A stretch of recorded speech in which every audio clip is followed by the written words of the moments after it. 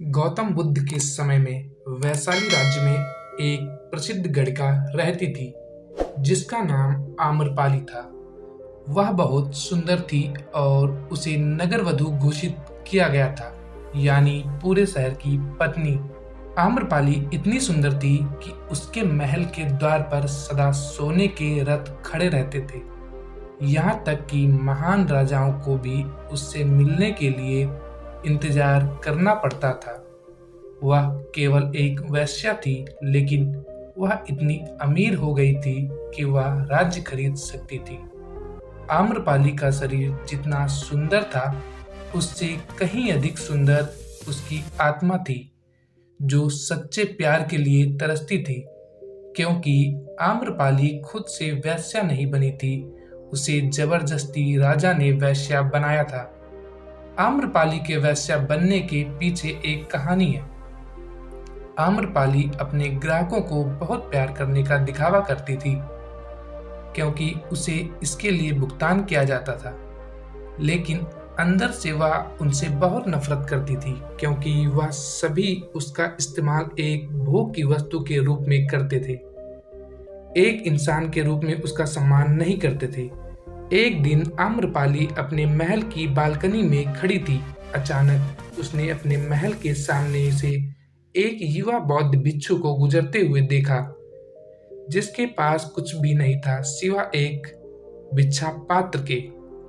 लेकिन उसके पास जबरदस्त जागरूकता थी और लोगों को खुद की ओर आकर्षित करने की अद्भुत शक्ति थी। जब युवा बौद्ध भिक्षु ने ऊपर की तरफ देखा तो आम्रपाली उसे देख रही थी। युवा भिक्षु ने आम्रपाली की ओर देखते हुए बेहद सम्मान भाव के साथ आम्रपाली को प्रणाम किया।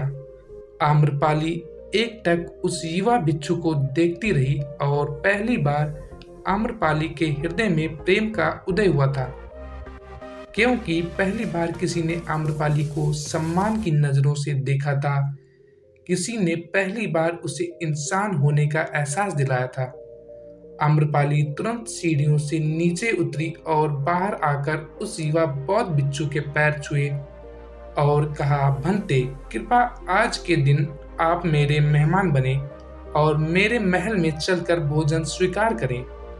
आगे आम्रपाली ने कहा, कृपया मेरे निमंत्रण को ना कहें, क्योंकि पहली बार मैंने किसी को निमंत्रण दिया है।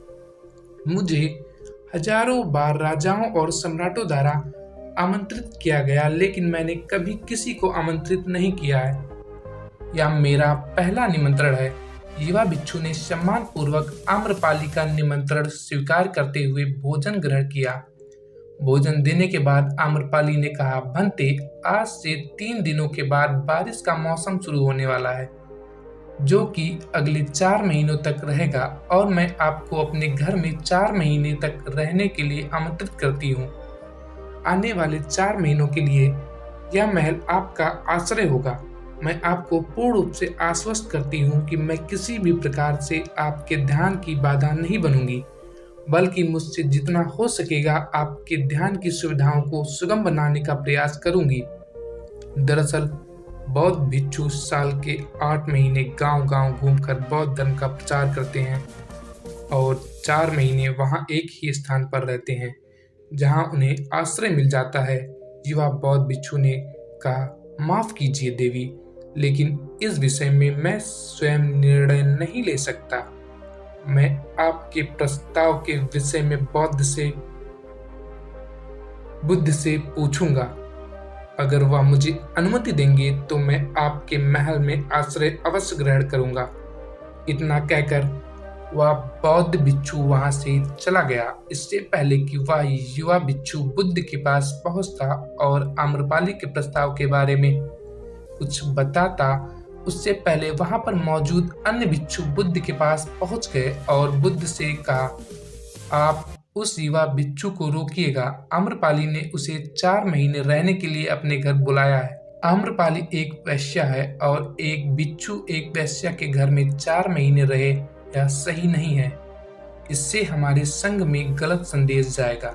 बुद्ध ने कहा, कृपया आप लोग शांत हो जाएं और उस भिक्षु के आने की प्रतीक्षा करें। थोड़ी देर बाद वह युवा बिच्छू बुद्ध के पास आया, बुद्ध के पैर छुए और उन्हें पूरी कहानी सुनाते हुए कहा, बुद्ध, नगर की एक आम्रपाली नाम की महिला ने मुझे बारिश के 4 महीने अपने घर पर रहने के लिए आमंत्रित किया है। मैंने उसके निमंत्रण का अभी कोई जवाब नहीं दिया। मैंने उससे कहा है कि अगर आप मुझे उसके घर रहने की आज्ञा देंगे तभी मैं उसके घर पर रहने के लिए आऊंगा। अतः बुद्ध, आप जो कहेंगे मैं वही करूंगा। उस युवा बिच्छू ने आम्रपाली के विषय में वैश्या शब्द का प्रयोग न करते हुए केवल महिला शब्द का प्रयोग किया। बुद्ध ने उस युवा बिच्छू की आंखों में देखा और कहा, तुम रह सकते हो। तभी अचानक बूढ़ा बिच्छू खड़ा हुआ और बोला, यह सही नहीं है। यह युवा बिच्छू एक सच्चाई छुपा रहा है। इसका कहना है कि एक आम्रपाली नाम की महिला ने अपने घर पर रहने के लिए आमंत्रित किया है, लेकिन वह एक महिला नहीं, वह एक वैश्या है। बुद्ध ने कहा, मैं जानता हूँ, और क्योंकि इसके वैश्या शब्द का प्रयोग नहीं किया, इसका अर्थ है इसके मन में उसके लिए सम्मान का भाव है। इसलिए मैं इसको वहां रहने की अनुमति दे रहा हूँ। वहां मौजूद हजारों बिच्छुओं को विश्वास नहीं हो रहा था कि बुद्ध ने एक युवा बिच्छू को एक वैश्या के घर में रहने की अनुमति दे दी है। अगले 3 दिनों के बाद वह युवा आम्रपाली के घर रहने के लिए चला गया। उसके जाते ही वहां पर उपस्थित अन्य बिच्छू उसके विषय में तरह तरह की बातें बनाने लगे। बुद्ध ने सभी को शांत करते हुए कहा, मुझे मेरे बिच्छू पर विश्वास है। मैंने उसकी आंखों में देखा है कि उसके भीतर तनिक भी भोग की इच्छा नहीं थी। अगर उस बिच्छू का ध्यान गहरा है तो आम्रपाली के हृदय को परिवर्तित कर देगा, और अगर बिच्छू का ध्यान गहरा नहीं है तो आम्रपाली अपने शारीरिक आकर्षण से बिच्छू को परिवर्तित कर देगी। यह एक प्रश्न है, ध्यान और शारीरिक आकर्षण के मध्य, जिसका उत्तर हमें 4 माह के बाद मिलेगा। बुद्ध की बात सुनकर वहां उपस्थित बिच्छुओं ने कहा कि बुद्ध उस युवा बिच्छू पर बहुत अधिक भरोसा करके अनावश्यक जोखिम उठा रहे हैं। वो युवा है और आम्रपाली बहुत सुंदर है। समय प्रारंभ हुआ, वर्षा ऋतु गई और 4 माह बीते और वह युवा बिच्छू वापस आया। उसने बुद्ध के पैर छुए और उसे युवा बिच्छू के पीछे आम्रपाली भी आई। उस युवा बिच्छू ने आम्रपाली का बुद्ध से परिचय कराते हुए कहा, बुद्ध, यह आम्रपाली है और यह आपसे दीक्षित होना चाहती है। यह एक अनोखी महिला है। यह न केवल सुंदर है बल्कि इनकी आत्मा उतनी ही शुद्ध है जितनी आप कल्पना कर सकते हैं। आम्रपाली ने बुद्ध के पैर छुए और कहा, मैं पहली बार देखने भर से इस युवा बिच्छू से प्रेम करने लगी थी।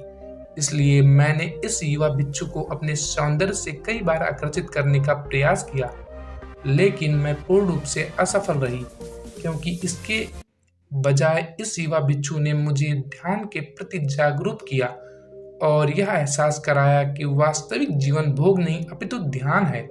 इसलिए बुद्ध ने, मैं अपनी सारी संपत्ति आपके बिच्छुओं को दान देने में चाहती हूँ और शेष जीवन ध्यान में बिताना चाहती हूँ। इसके बाद आम्रपाली बुद्ध के शिष्यों में पहली महिला हुई जिन्हें आत्मज्ञान की प्राप्ति हुई।